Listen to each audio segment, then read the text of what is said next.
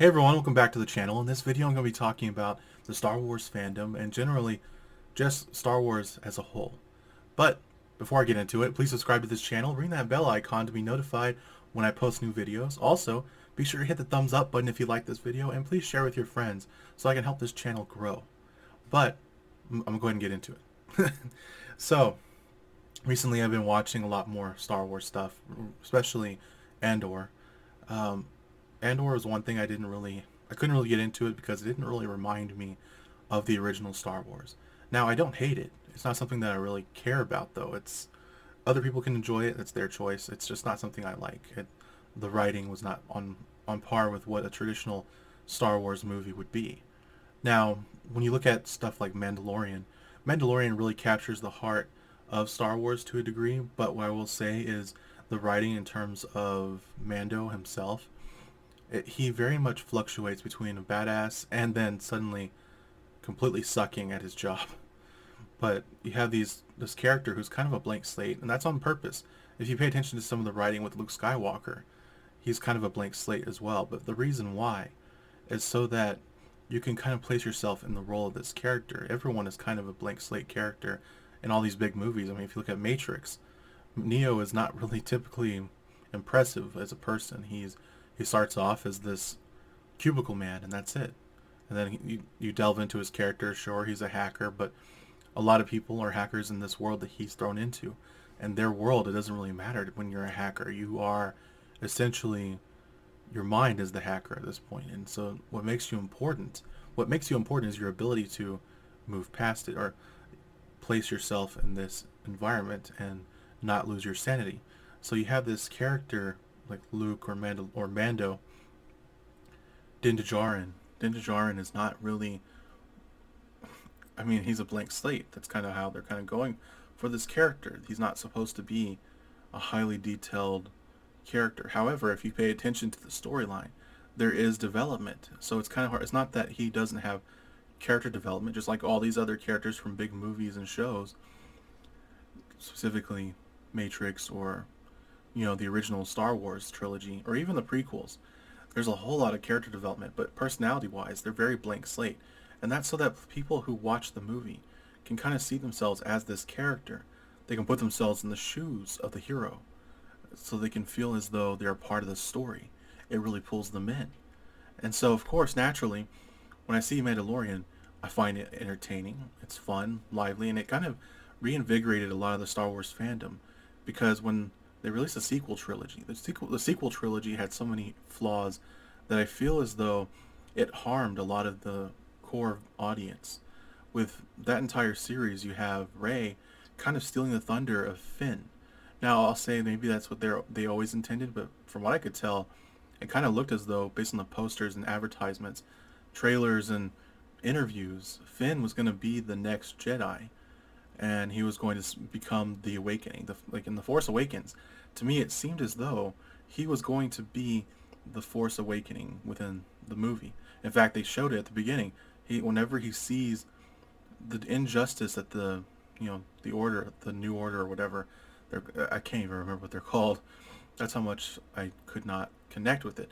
Anyway, whenever I saw how Finn reacted and then suddenly broke free of the brainwashing, it immediately I was like, he has the Force, and then he could sense things happening, and it just seemed kind of odd that suddenly out of nowhere you have Rey becoming the Jedi, and it's fine, but it just it didn't work well in terms of storytelling. It seemed kind of out of left field, and then suddenly the next movie, I still hoped that maybe they would reset this, like Finn would wake up and suddenly feel the power surging within him, but not know what to do with it, and then you shift to him needing help from Luke. But then they showed that Rey was the one that in the previous one they showed that she went to go seek Luke, and so I realized they're not going to do that. They're not going to even depict it even remotely. I kept on holding out hope until the third movie, and in that one he just kind of ran around screaming her name all the time, and she never really responded to him. When she finally did, it was only because she had kissed she kissed Kylo, which that romance was already toxic to begin with. it never would have worked out. And the way they described the whole storyline, it made no sense. It looked like the whole movie was a big, just a really expensive fan fiction that you would find on like Reddit or something. I mean, it was not what anyone expected or hoped for, and naturally it created the huge divide in the Star Wars fandom. But when they created Mandalorian was so neutral, so blank slate, that anyone could watch it and be like, hey, this is fun. This is entertaining. And look, a baby Grogu. I mean, look, a baby Grogu. But, and yes, I did sneak to the side and grab it. But, let me see where I can put this where you can see it. I'm just going to have him sit here and hide. Anyway, whenever I saw this entire Mandalorian series, I of course got into the whole thing. It was just one of my favorites. In fact, it got to the point where I actually restarted a old roleplay group that I was involved in for quite some time, but they had shut down, and I restarted it, and I started kind of role playing as a Mandalorian type character that I created. It wasn't actually a Mandalorian. In fact, he was a disgraced Mandalorian because he gained the Force, or he had the Force the entire time. He was Force sensitive, and then started discovering who he was meant to be. He was a foundling who had basically hid his abilities as a kid, and became stronger in the Force, but he hid it the entire time.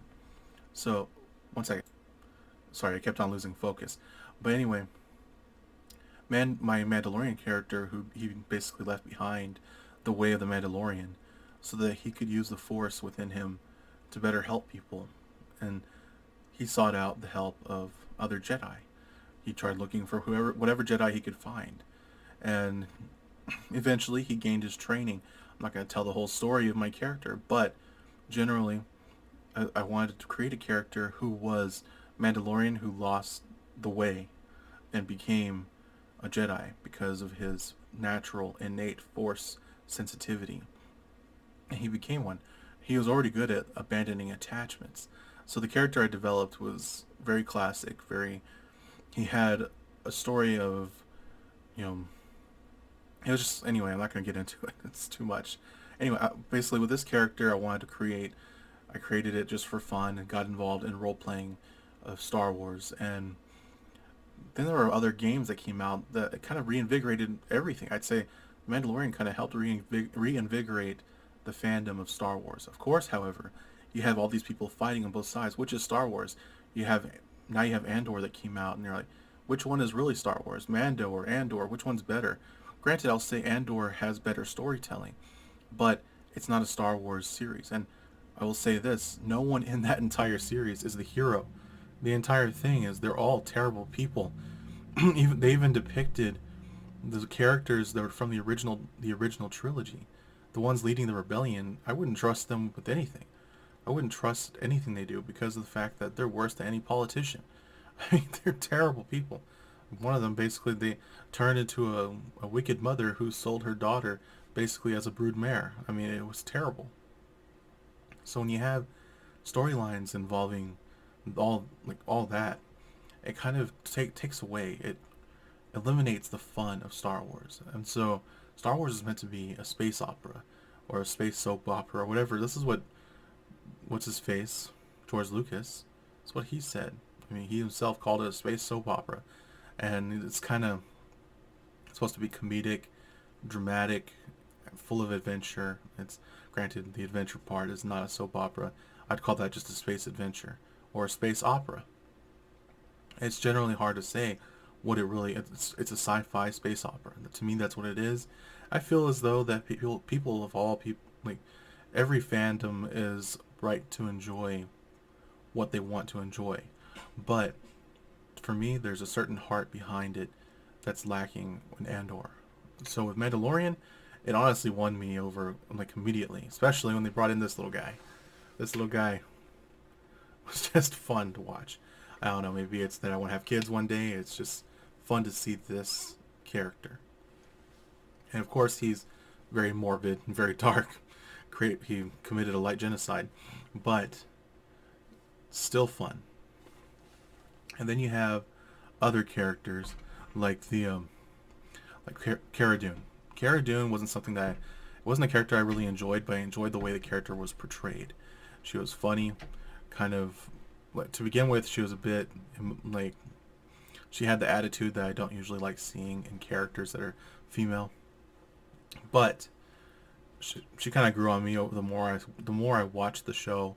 The character grew on me. In fact, I kept rewatching it over and over again to see why I didn't like the character. And honestly, I eventually started to like the character once I got past the attitude from the first season. As she continued on, and they brought her in and guest small appearances here and there, the character grew on me. Anyway, a lot of the characters in the show are generally fun, and everything about it is entertaining. And I want to create my own characters here and there for fun. I would never want them to be in anything related to Star Wars. It's just something I do for fun. I'll probably post a drawing later this week, but I definitely want to see more Star Wars related projects. If they do something that honors the original, I don't want to see something that disgraces the original by trying to say that it's better. Any producer that claims that this one is better than the originals, or any writer who claims it, or any media company that claims that this one is better, instead of saying it could be better, or it could be just, I don't know, it's just hard to say how they really, I would say the media kind of played it up too much. And not only that, but because of how the show, like the Boba Fett series, kind of put a bad taste in everyone's mouth. Personally, I'm not a huge fan of Boba Fett. I liked Mando because I would say, if they had made Mando Boba Fett instead, and just made Mando as, like, his personality as Boba Fett's, it would have been better. It would have been more entertaining. But it's too late for that. And Boba Fett, the one they introduced, that's the one that I actually kind of pictured him as that the entire time. What would happen if a Mandalorian tried to become a hero while also being a criminal? It's kind of hard to say how they would depict that.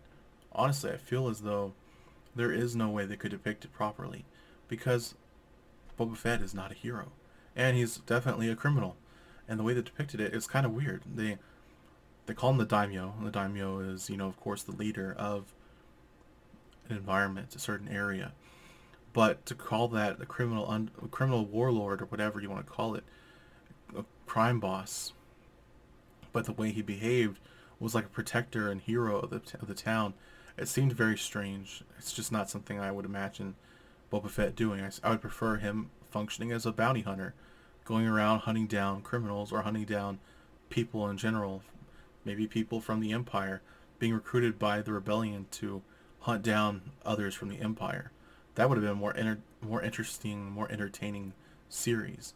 Him, and then his character, his friend, subordinate, whatever you want to call her, the character played by Ming-Na Wen. I already forgot her name too, but Ming-Na Wen, her character would have been a good, tag along for this entire series, had she been involved in a series where where Boba Fett tries to work for the rebellion against outliers of the Empire, people still trying to bring back the Empire. And so generally, the entire story of Star Wars, it has a lot of ups and downs when it comes to the sequels, and obviously I don't like prequels that often. I didn't like the prequels when they first came out, but I grew to like them over time because of my brother. And when it comes to most prequels, like Andor I don't like it, but who knows, maybe over time I may come to enjoy it. But personally, I like the originals. I'm always going to enjoy the originals. The campy nature of it, and generally the entertaining aspects of everything in that movie, and specifically the first one, but also The Empire Strikes Back. But actually, The Empire Strikes Back was probably my favorite. It's still one of my favorites. Anyway, kind of went on a little tirade there in this video, but if you enjoyed this video, hit the thumbs up button. I'm pretty much done with the video. Thank you for watching. Please subscribe to this channel if you like our content, and please share with your friends so we can help this channel grow. Well, see you next time. Bye.